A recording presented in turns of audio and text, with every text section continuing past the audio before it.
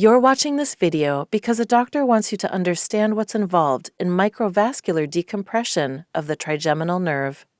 This is surgery for trigeminal neuralgia.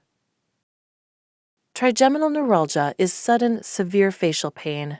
It's often described as a sharp, shooting pain or like having an electric shock.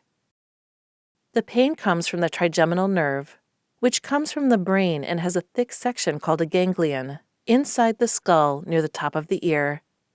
After this, it splits into 3 branches towards the eye, cheek, and jaw. Depending on which branch is affected, the pain can be felt anywhere in the face. We have 2 trigeminal nerves, one for each side of our face. But trigeminal neuralgia pain most commonly affects only one side.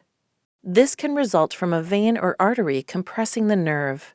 When this occurs, every pulse of blood through the vessel irritates the nerve, triggering stabbing facial pain.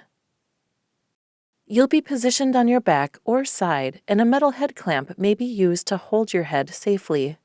Some of your hair will need to be cut or shaved behind the ear to prevent infection getting into the wound.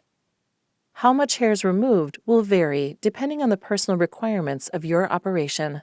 To begin, your surgeon will make a cut in the skin of the scalp behind the ear. Special drills are used to make a hole in the skull.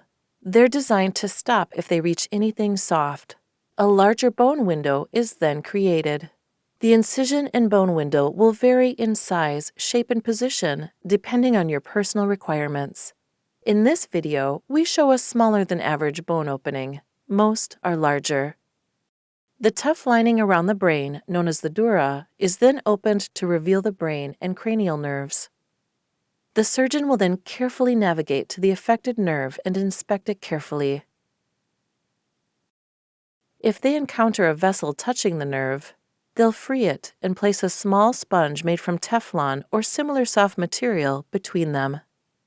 The idea is to prevent the pulsations of the vessel from triggering pain in the nerve. To finish, the surgeon may leave or replace some of the removed bone. They may partially or completely cover the defect with a metal plate. The healing process will fill some of the gaps left behind, but there may be permanent small bumps that you can feel. This is usually, but not always, covered up by the scalp and hair. The surgeon will then close the scalp with sutures or staples. There may be a drain left in place to drain off excess fluid from the surgical site, which will usually be removed in the first few days after surgery. You will have a wound dressing and may have a head bandage applied as well. The contents of this video are a general depiction of this procedure and the risks involved. It's not necessarily accurate for your personal situation. Information specific to your individual circumstances is listed in the written consent information sent to you by your healthcare team.